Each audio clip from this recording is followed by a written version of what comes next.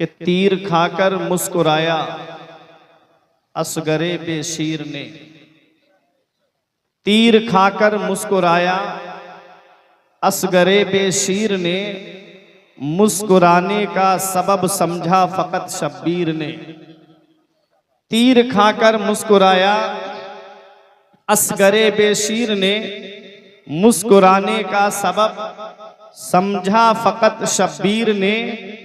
एक बच्चे पर निशाना वो भी छुपकर दूर से, एक बच्चे पर निशाना वो भी छुपकर दूर से। कौन सा फिर तीर मारा हुरमला के तीर ने, कौन सा फिर तीर मारा हुरमला के तीर ने। और हंसी सगीर की मक्तल में कह रही थी यही, हंसी सगीर की मक्तल में कह रही थी यही, ये बात कोई उसे जाकर बता आए। घरों में छुपना तो ना मर्द की अलामत है, यजीद अगर मर्द है तो करबला चला आए। घरों में छुपना तो ना मर्द की अलामत है, यजीद अगर मर्द है तो करबला चला आए। हंसी सगीर की मक्तल में कह रही थी यही, ये बात कोई उसे जाकर बता आए। घरों में छुपना तो नामर्द की अलामत है, यजीद अगर मर्द है तो करबला चला आए। करबला नहीं आया, यजीद दमिश्क में बैठा रहा। क्यों नहीं आया? अब जवाब सुनिएगा। तीर से, तेग से, तलवार से डर लगता है। तीर से, तेग से, तलवार से डर लगता है। जा बजा बिखरी हुई लाश से डर लगता है। और इसलिए शाम से करबल में नहीं आया यजीद, उसको ज़ैनब तेरे अब्बास से डर लगता है। नारे तकबीर, नारे रिसालत। इसलिए शाम से करबल में नहीं आया यजीद, उसको ज़ैनब तेरे अब्बास से डर लगता है। अब तवज्जो दे मेरी तरफ, एक मिनट भी मैं आपका ज़ाय नहीं करूंगा। आज जिस इस्लाम के हसीन गुलशन में हम सांसें ले रहे हैं, ये इस्लाम इतनी आसानी से हम तक नहीं पहुंचा है। इस्लाम बड़ी कुर्बानियों के बाद हम तक पहुंचा है। हमको इस इस्लाम के लिए कोई कुर्बानी देना नहीं पड़ी। हम मुसलमान, हमारे बाप मुसलमान, हमारे दादा मुसलमान, हमको सजा सजाया गुलशन मिल गया इस्लाम का। जरा तारीख उठा करके देखो, इस इस्लाम की खातिर हजरत बिलाल हबशी को गरम गरम रेत पे लिटा दिया गया, सीने पे वजनी पत्थर रख दिया गया, जिसकी वजह से उनकी जुबान बाहर निकल आती थी। कितनी परेशानी उठाई हजरत बिलाल ने इस इस्लाम की खातिर। आपकी गर्दन में रस्सी का फंदा डाल करके उमैया बिन खलफ शरीर लड़कों को मक्के के दे देता, वो आपको पहाड़ियों में लिए फिरते थे। गर्दन पर आपके निशान पड़ जाते थे रस्सी के। ऐ लोगों तवज्जो दीजिएगा, इसी इस्लाम की खातिर हजरत खुबैब को सूली पे चढ़ाया गया। इसी इस्लाम की खातिर हजरत खब्बाब को आग के जलते हुए शोलों पे लिटा दिया गया। इसी इस्लाम की खातिर हजरत अम्मार इब्ने यासिर को जलती हुई आग के अंदर डाल दिया गया। इसी इस्लाम की खातिर पैगंबर इस्लाम ने कितनी परेशानियां उठाई हैं। तारीख का वो बाब आपकी निगाहों के सामने रख दिया जाए तो आपकी आंखों में आंसू आ जाएंगे। जब मेरे आका तबलीग के इरादे से अपने हुजरे से बाहर तशरीफ लाए, मेरे नबी ने देखा रास्ते में कांटे बिछा दिए गए हैं, ऐसे ऐसे नुकीले कांटे। पैगंबर इस्लाम ने उन कांटों को देखा है। इरशाद फरमाते हैं, लोगों तुम मेरे रास्ते में कांटे बिछा रहे हो, मैं तुम्हारे रास्ते में फूल बिछाता रहूंगा। पैगंबर इस्लाम बाहर तशरीफ लाते हैं। एक जालिम ने ऐसा पत्थर का निशाना बांध के मारा कि नबी की मुकद्दस पेशानी पे आकर के लगा। वो नबी की मुकद्दस पेशानी जिसके बारे में मेरा इमाम कहता है, जिसके माथे शफाअत का सेहरा रहा, जिसके माथे शफाअत का सेहरा रहा, उस जबीने सआदत पे लाखों सलाम। पैगंबर इस्लाम की मुकद्दस पेशानी से खून निकल रहा है। आका अपने हुजरे में तशरीफ लाते हैं। उम्मुल मुमिनीन हजरत खदीजतुल कुबरा ने देखा, रोने लगी, चादर को पानी में भिगोया और नबी की मुकद्दस पेशानी से खून के असर को दूर किया। आज की कोई औरत होती तो कह देती, आपको क्या पड़ी है पेशानी लहू लुहान कराने की, ये कौम जहन्नम में जाना चाहती है तो जाने दीजिए। वो उम्मुल मोमिनीन है, तमाम मोमिनों की माँ है, उनका एहसान है तमाम मोमिनों पर। अर्ज करती है, या रसूल अल्लाह अल्लाह आपकी मेहनतों को जाय नहीं फरमाएगा। पैगंबर इस्लाम तबलीग के इरादे से हरम शरीफ में तशरीफ लाते हैं। नबी की मुबारक गर्दन में चादर का फंदा डाल दिया गया, नबी की मुकद्दस गर्दन पे चादर का निशान पड़ गया। कितनी परेशानियां उठाई पैगंबर इस्लाम ने इस इस्लाम की खातिर। आका हरम शरीफ में नमाज पढ़ रहे हैं, एक जालिम ऊंट की ओजड़ी लेकर के आया, नबी की मुकद्दस पुश्त पे ला करके उसने रख दी। हजरत फातिमा ने आकर के वो ऊंट की ओजड़ी को हटाया। कितनी परेशानियां उठाई हैं मेरे आका ने इस इस्लाम की खातिर। आका ताइफ के मैदान में तशरीफ ले गए तबलीग के लिए। अबू जहल ने पहले ही शरीर लड़कों को तैयार कर रखा था। अबू जहल कहता है जैसे ही मोहम्मद तबलीग के लिए आए तुम चारों तरफ से पत्थरों की बारिश कर देना। मेरे आका जैसे ही तबलीग के लिए पहुंचे चारों तरफ से पत्थरों की बारिश हो रही है। पत्थर मेरे आका के जिस्म मुबारक पे आकर के लग रहे हैं। नालैन शरीफ खून से भर गई मेरे आका की। अल्लाह अकबर। आका एक बाग के अंदर तशरीफ ले गए। हवा के फरिश्ते ने कहा आका मुझे इजाजत दे दो, मैं इनको पहाड़ों से टकरा के मार दूं। पानी के फरिश्ते ने कहा आका मेरी हुकूमत समंदरों पे है, बारिश पर है, मुझे इजाजत दे दो, इतनी बारिश करूं ताइफ वाले यही डूब के मर जाएं। हजरत जिब्राइल अलैहिस्सलाम ने कहा आका हमें इजाजत दे दो, ये ताइफ दो पहाड़ों के बीच में बस्ती आबाद है, पहाड़ मिला देता हूं यही पिस करके मर जाएंगे। मेरे आका इरशाद फरमाते हैं ऐ फरिश्तों मैं इस दुनिया में कहरो गजब बनकर नहीं आया हूं, मैं तो रहमतुल लिल आलमीन बन के तशरीफ लाया हूं, मैं तो सारे जहान के लिए रहमत बन के तशरीफ लाया हूं। वो हर आलम की रहमत है, किसी आलम में रह जाते ये उनकी मेहरबानी है कि ये आलम पसंद आए। बेशक। नारे तकबीर, नारे रिसालत, नारे गौसियत, जिक्र इमाम हुसैन, जिक्र शोहदाए करबला, नारे तकबीर। कितनी परेशानियां उठाई पैगंबर इस्लाम ने। मक्का छोड़ा मदीने तशरीफ ले आए, फिर भी चैन से बैठने नहीं दिया। कभी जंगे बदर हो रही है, कभी जंगे ओहद हो रही है, कभी जंगे खैबर हो रही है, कभी गज़वे तबूक हो रहा है। सन हिजरी 8 आई और नबी 10,000 सहाबा का लश्कर लेकर के जब मक्के में दाखिल होते हैं, जब मक्के को मेरे नबी ने फतह फरमाया, हजरत सैफुल्लाह खालिद इब्ने वलीद मेरे आका के साथ में चल रहे हैं। जुबान से निकल गया अल-यौम यौमुल मलहमा, आज का दिन बदला लेने का दिन है, आज का दिन खुरेजी करने का दिन है। जिसने हमारे नबी को सताया है चुन चुन करके उनसे बदला लिया जाएगा। मेरे आका फरमाते ओ सैफुल्लाह खालिद इब्ने वलीद ये ना कहो आज का दिन बदला लेने का दिन है, ये कहो आज का दिन तो रहम करने का दिन है, आज का दिन तो माफ करने का दिन है, आज का दिन दरगुजर फरमाने का दिन है। हरम शरीफ में आका तशरीफ फरमा है, जिन्होंने नबी के रास्ते में कांटे बिछाए डरे सहमे बैठे हैं, नबी के रास्ते में कूड़ा डाला डरे सहमे बैठे हैं, पैगंबर इस्लाम को सताने वाले डरे हुए हैं, पता नहीं आज हमारे साथ क्या मामला होगा। लोगों अपना परिवार सबको प्यारा होता है, अपने घर वाले सबको प्यारे होते हैं, अपने अजीज सबको प्यारे होते हैं। मेरे नबी के सगे चचा को जिसने शहीद किया वो भी निगाहों के सामने है, नबी के चचा का मुसला करने वाले वो भी निगाहों के सामने है। पैगंबर इस्लाम इरशाद फरमाते हैं तुम मेरे बारे में क्या सोचते हो? सबने एक जुबान होकर कहा हमने आपको करीम इब्ने करीम पाया है, आप तो करीम इब्ने करीम है, आप तो सखी इब्ने सखी है। तो मेरे आका इरशाद फरमाते हैं आज मैं तुम सबसे वही कहूंगा जो मेरे भाई यूसुफ ने अपने भाइयों से कहा है, ला तसरीबा अलैकुमुल यौम, आज तुमसे कोई बदला नहीं लिया जाएगा, तुम सबके सब आजाद कर दिए गए हो, तुम सबके सब माफ कर दिए गए हो। पैगंबर इस्लाम ने सबको माफ फरमा दिया। आला हजरत अजीमुल बरकत पुकार उठे, ये वही हैं जो बख्श देते हैं, ये वही हैं जो बख्श देते हैं। जिसके रास्ते में कांटे बिछाए जाएं और वो बदला ना ले, जिसके ऊपर जुल्म किया जाए और वो बदला ना ले, जिसके परिवार को सताया जाए और वो बदला ना ले। ये मेरे नबी की शान है कि नबी के चचा को जिन्होंने शहीद किया था आका ने उन्हें माफ फरमा दिया, और सिर्फ माफ ही नहीं फरमाया है, सहाबियत का मकाम भी अता फरमाया है, सहाबियत का दर्जा भी अता फरमाया है। आला हजरत पुकार उठे, ये वही हैं जो बख्श देते हैं। कौन इन जुर्मों पे सजा ना करे, दिल को उनसे खुदा जुदा ना करे, बेकसी लूट ले खुदा ना। ये मेरे नबी की शान है। पैगंबर इस्लाम ने इस इस्लाम को पहुंचाया, कितनी परेशानियां उठाई। मेरे आका के घर में 2-2 महीने तक चूल्हा नहीं जलता था। हजरत आयशा सिद्दीका से पूछा गया अम्मी जान उस दौर में चराग कैसे जलता था, चराग में डालने के लिए तेल कहां से आता था? तो हजरत आयशा सिद्दीका रजी अल्लाह ताला अन्हा कहती हैं, अगर उस वक्त चिराग हमारे घर में होता तो हम चिराग में तेल जलाते नहीं बल्कि उस तेल को पी जाते।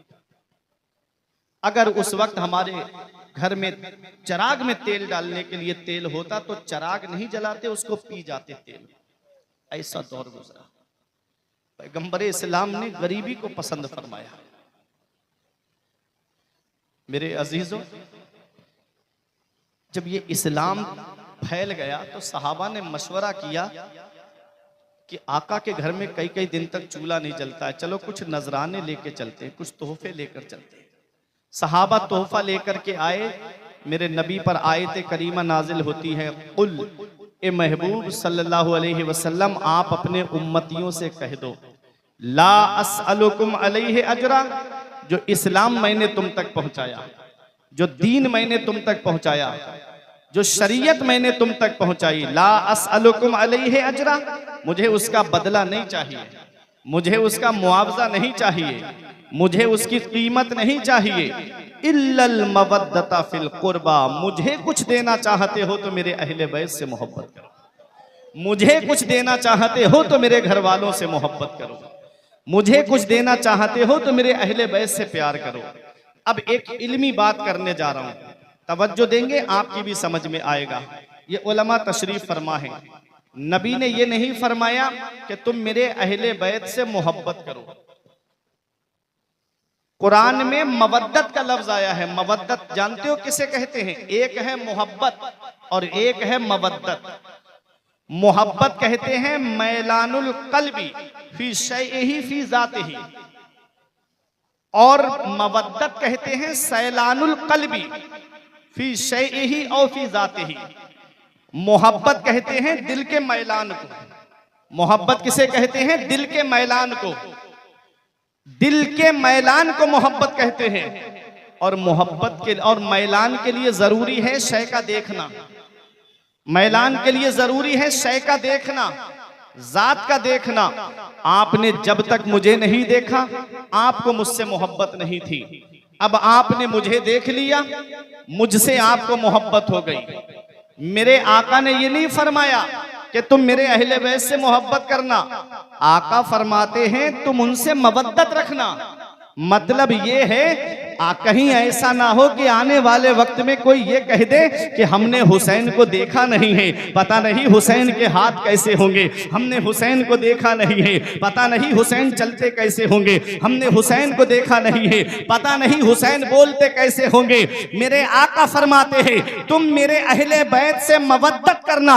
मवद्दत का माना है कि जिसके बगैर चैन ही ना पड़े, अहले बैत से मवद्दत रखना। इसका मतलब ये है कि 1450 साल गुजर गए, हमने हुसैन को देखा नहीं है और हुसैन का लंगर आज हर घर में पक रहा है। हुसैन को याद आज हर घर में किया जाता है। जिंदाबाद जिंदाबाद, बेशक बेशक। देखा नहीं है, आज भी हुसैन को हम अपनी मजलिसों में याद कर रहे हैं, अपने घरों में याद कर रहे हैं, तन्हाइयों में याद कर रहे हैं, खलबत में याद कर रहे हैं, जलवत में याद कर रहे हैं। ऐ लोगों, मोहब्बत और मवद्दत का फर्क मैंने आपको बता दिया। कुरान कहता है कि नबी ने आयत करीमा पढ़कर सुनाई, तुम मेरे अहले बैत से मवद्दत करना, तुम मेरे अहले बैत से मवद्दत रखना। मवद्दत का माना आप समझ गए, जिसके बगैर आदमी को चैन ही ना पड़े। और सुनो, मछली को पानी से मोहब्बत नहीं है, मछली को पानी से मवद्दत है। आप तो नदी के किनारे रहते हो, आप मुझसे ज्यादा अच्छा जानते हो। मछली पानी के अंदर रहती है तो जिंदा रहती है। मछली को पानी से मोहब्बत नहीं है, मवद्दत है। पानी से ज्यादा ताकतवर चीज दूध होता है। आप मछली को पकड़ कर लाओ और एक कढ़ाव के अंदर दूध रख देना और उसमें मछली को डाल देना। बताओ क्या मछली जिंदा रहेगी? मछली को अगर पानी से निकाल के दूध में छोड़ दोगे, क्या मछली जिंदा रहेगी? मर जाएगी मछली, जिंदा नहीं रहेगी।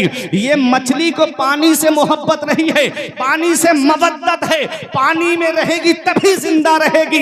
नबी फरमाते हैं तुम मेरे अहले बैत से मवद्दत करना।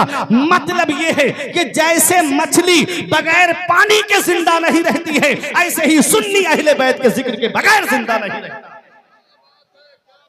ऐसे ही सुन्नी अहले बैत के जिक्र के बगैर जिंदा नहीं रहता है। मेरे अजीजों, कौन अहले बैत है? हम सुन्नी हैं, हम अल्हम्दुलिल्लाह, हमारे एक हाथ में सहाबा का दामन है और दूसरे हाथ में अहले बैत का दामन है। हम सुन्नी हैं, अहले सुन्नत वल जमात हैं।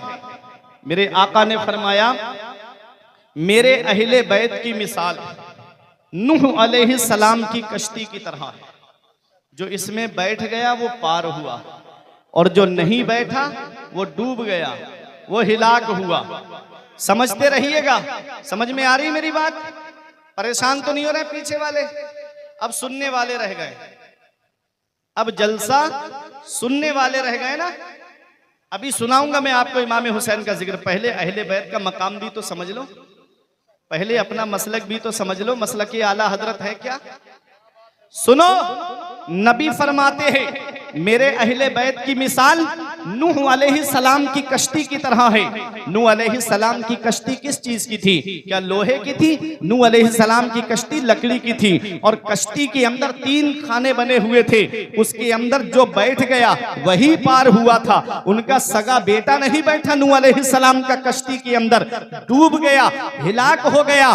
पूरा वाकया कुरान के अंदर आया है कि नूह अलैहिस्सलाम की कश्ती जब चल रही थी पानी के ऊपर, तो नूह अलैहिस्सलाम ने देखा कि उनका बेटा डूब रहा है। आवाज दिए, मेरे बेटे आजा कश्ती के अंदर बैठ जा। उसने कहा पहाड़ की ऊंची ऊंची चोटियां मुझे बचा लेंगी, आज ये पहाड़ मुझे बचा लेंगे। नूह अलैहिस्सलाम ने फरमाया, बेटा आज तुझे अल्लाह के फजल के सिवा कोई नहीं बचाएगा, कश्ती के अंदर आ जाएगा तभी बचेगा। उसने कहा मैं नहीं आऊंगा। वो डूबने लगा। जब एक लहर गिरदाब में फंस गया, डूबने लगा। बाप तो बाप होता है, दिल में ख्याल आया कि मेरा बेटा डूब जाएगा। आवाज दिए, मेरे परवरदिगार मेरा बेटा डूब रहा है, इसे बचा लिया जाए। आवाज आती है, या नूह इन्नहु लैसा मिन अहलिक, ऐ नूह ये तुम्हारा बेटा नहीं है।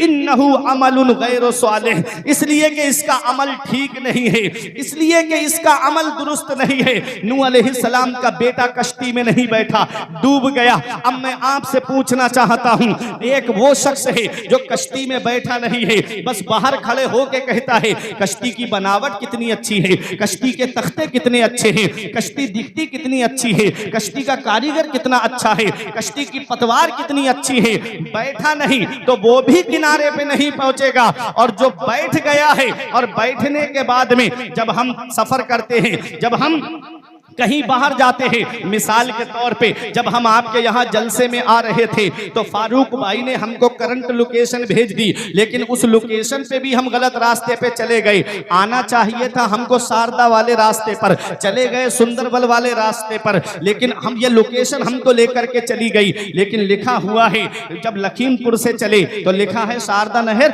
15 किलोमीटर है, और आगे बढ़े लिखा है 10 किलोमीटर है। तो ये जगह जगह मैप लगे हुए, जगह जगह निशान लगे हुए हैं, जगह जगह बोर्ड लगा है कि फला जगह फला इतनी दूरी पे रह गई है। तवज्जो दीजिएगा मेरी तरफ। जब आज हम जब सफर करते हैं, इधर जाएंगे धौरारा 15 किलोमीटर है, और आगे बढ़ेंगे सिसैया 20 किलोमीटर है, और आगे बढ़ेंगे नानपारा 15 किलोमीटर है, और आगे बढ़ेंगे बहराइच 40-45 किलोमीटर है। तो हम बोर्ड पत्थर पे निशानों पे देखते हुए चले जाते हैं। मोबाइल में मैप लगा लिया, उससे रास्ता पता कर लेते हैं।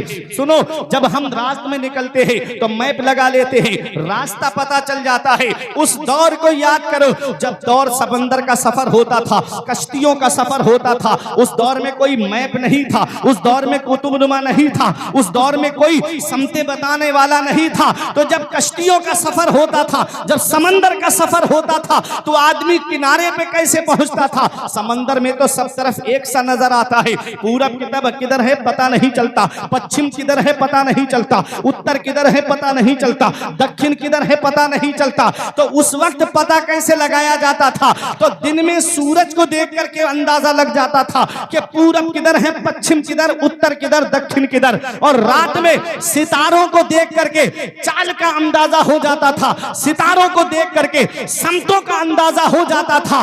पैगंबरे इस्लाम की बारगाह में हमने अर्ज किया, या रसूल अल्लाह, हम अहले बैत की कश्ती में बैठ गए हैं, अहले अहले बैत की मोहब्बत की कश्ती में हम सवार हो गए हैं। आका हम किनारे पे कैसे पहुंचेंगे? तो या रसूल अल्लाह, हमें किनारे पे पहुंचने के लिए सितारों की भी तो जरूरत पड़ेगी। नबी की बारगाह से जवाब मिलता है, अस्हाबी कन नुजूम बिअय्यिहिम इक्तदैतुम इहतदैतुम। मेरे सारे सहाबा सितारों की मिसल है, एक की भी पैरवी करोगे रास्ता पा जाओगे, हिदायत पा जाओगे। पता चला नबी के अहले बैत कश्ती है और सहाबा सितारे हैं। कश्ती में बैठोगे तो सितारों का सहारा लेना पड़ेगा, तभी मंजिल पे पहुंचोगे, तभी किनारे पे पहुंचोगे। अब एक भाई भी खामोश नहीं रहेगा। आसमान में 4 बड़े सितारे हैं। एक सितारा पूरब में दिखता है, एक पश्चिम में दिखता है, एक उत्तर में दिखता है, एक दक्षिण में दिखता है। आसमान में 4 बड़े सितारे हैं, जिससे आदमी को समतों का अंदाजा लग जाता है। हम अहले बैत की कश्ती में बैठ गए तो जमीन पर नबी के सितारे कौन है? तो सुनो, एक सितारे का नाम अबू बकर सिद्दीक है, एक सितारे का नाम उमर फारूक आजम है, एक सितारे का नाम उस्माने गनी है और एक सितारे का नाम मौला अली शेर खुदा है। नारे तकबीर, सारे लोग बोले नारे रिसालत, नारे रिसालत। हजरत अल्लामा मुफ्ती फुरकान मंजरी साहब क़िबला, नारे तकबीर। माशाअल्लाह, बहुत जिंदाबाद जिंदाबाद। अब कौन है जो कामयाब होगा? हम अल्हम्दुलिल्लाह सहाबा से भी मोहब्बत करते हैं और अहले बैत से भी मोहब्बत करते हैं। हमारे एक हाथ में सहाबा का दामन, दूसरे हाथ में अहले बैत का दामन। अब आला हजरत का शेर सुनो, अहले सुन्नत का है बेड़ा पार असहाबे रसूल। एक फिरका वो है कि जो सिर्फ अहले बैत को मानता है, सहाबा को नहीं मानता, वो है राफजी। और एक फिरका वो है कि जो सिर्फ सहाबा को मानता है, अहले बैत को नहीं मानता है, वो है नासिबी। और एक फिरका वो है जो दोनों को नहीं मानता है, वो है खारजी। हम सहाबा को भी मानते हैं, अहले बैत को भी मानते हैं, हदीस को भी मानते हैं, कुरान को भी मानते हैं। हम हैं अहले सुन्नत वल जमाअत। इसी को आला हजरत ने यूं आला हजरत शेर में बयान फरमाते हैं कि अहले सुन्नत का है बेड़ा पार असहाबे रसूल। नज्म है और नाव है इतरत रसूलुल्लाह की, तुझसे और जन्नत से क्या मतलब, वहां भी दूर हो हम रसूलुल्लाह के, जन्नत रसूलुल्लाह। कौन अहले बैत हैं? अब एक हदीस सुनो, खतीब बगदादी की रिवायत, राई तो लैलता उसरिया भी अला बाबिल जन्नत मकतूबा। आका फरमाते, जब मैं मेराज को तशरीफ ले गया तो मैंने जन्नत के दरवाजे पे लिखा हुआ देखा।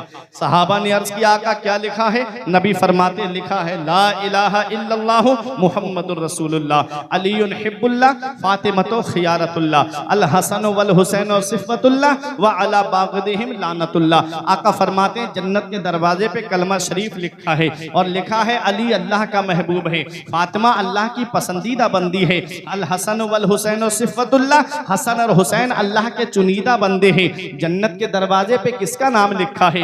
जन्नत के दरवाजे पे मेरे नबी का नाम लिखा है। जन्नत के दरवाजे पर हजरत फातिमा का नाम लिखा है। जन्नत के दरवाजे पर मौला अली का नाम लिखा है। जन्नत के दरवाजे पर इमाम हसन और इमाम हुसैन का नाम लिखा है। मैं शायर अहले सुन्नत कारी अहमदुल फत्ताह साहब के मकान पर जाऊं, तब तक घर के अंदर नहीं जा सकता जब तक अहमदुल फत्ताह भाई की इजाजत नहीं होगी। मैं मुनाजिर रजा साहब के मकान पर जाऊं, तब तक घर के अंदर नहीं जा सकता जब तक मुनाजिर भाई की इजाजत नहीं होगी। मैं हाफिज जब्बाद साहब के मकान पर जाऊं, तब तक घर के अंदर नहीं जा सकता जब तक जब्बाद भाई की इजाजत नहीं होगी। मैं फारूक भाई के मकान पर जाऊं, तब तक घर के अंदर नहीं जा सकता जब तक फारूक भाई की इजाजत नहीं होगी। मैं इन उलमा शोरा व इम्मा के मकान पर जाऊं, तब तक घर के अंदर नहीं जा सकता जब तक उलमा की इजाजत नहीं होगी। बताओ पठाननपुर वालों, जन्नत के दरवाजे पे किसका नाम लिखा है?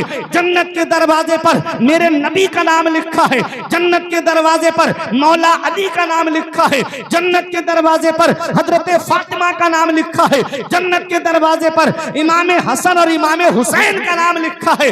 जब तक पंजतन इजाजत नहीं देंगे, किसी का बाप भी जन्नत में दाखिल नहीं हो सकता। जब तक पंजतन की इजाजत नहीं होगी। कोई जन्नत में नहीं जा सकता। अल्लामा हसन कहते हैं बाग जन्नत के हैं बहरे, मदहा खाने अहले बैत, तुमको मुज्दा नार का ए, दुश्मनाने अहले बैत, बे इजाजत जिनके घर में जिब्राइल आते नहीं, कद्र वाले जानते हैं कद्र शाने अहले बैत। बेअदब गुस्ताख फिरके को सुना दे ए हसन, यूं कहा करते हैं सुन्नी दास्ताने अहले बैत, यूं कहा करते हैं सुन्नी दास्ताने अहले बैत। अहले बैत में हजरत अली आते हैं, अहले बैत में हजरत फातिमा आती हैं, अहले बैत में इमाम हसन आते हैं, अहले बैत में इमाम हुसैन आते हैं। कौन हुसैन है? कौन हुसैन है?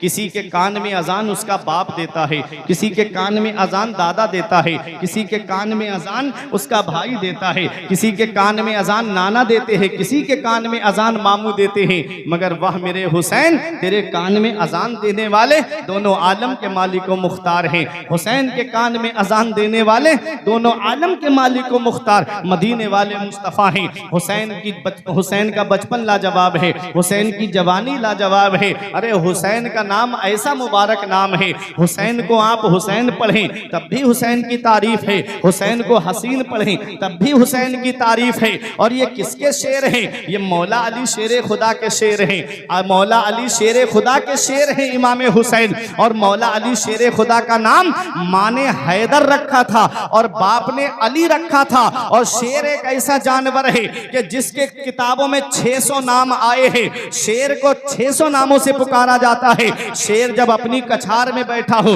तो उसे असद कहते हैं, और जब कछार से बाहर निकले तो उसे जिरगाम कहते हैं, और जब मस्त होकर चहल कदमी करने लगे तो उसे जैगम कहते हैं, और जब शिकार की तरफ नजर जमा ले तो उसे गजनफर कहते हैं, और जब शिकार को पकड़ ले तो उसे हमजा कहते हैं, और जब शिकार को दबोच ले उसकी सांस रुकने लगे तो उसे अब्बास कहते हैं, और जब शिकार को 2 हिस्सों में फाड़ दे तो उसे हैदर कहते हैं, उसे हैदर कहते हैं। मौला अली शेरे खुदा ने मरहब यहूदी को बीच में से फाड़ के कहा था, अनल्लज़ी सम्मतनी उम्मी हैदरा, मैं वो हूँ जिसका नाम उसकी माँ ने शेर रखा है। उसी शेर खुदा का शेर है इमाम हुसैन। अली का घर भी क्या घर है कि जिस घर का हर एक बच्चा जहाँ पैदा हुआ शेर खुदा मालूम होता है। ऐ लोगों, कौन हुसैन है? बहारों से पूछो कौन हुसैन, नज़ारों से पूछो कौन हुसैन, आसमान और जमीन से पूछो कौन हुसैन, चांदो सूरज से पूछो कौन हुसैन, सितारों की कंदील से पूछो कौन हुसैन,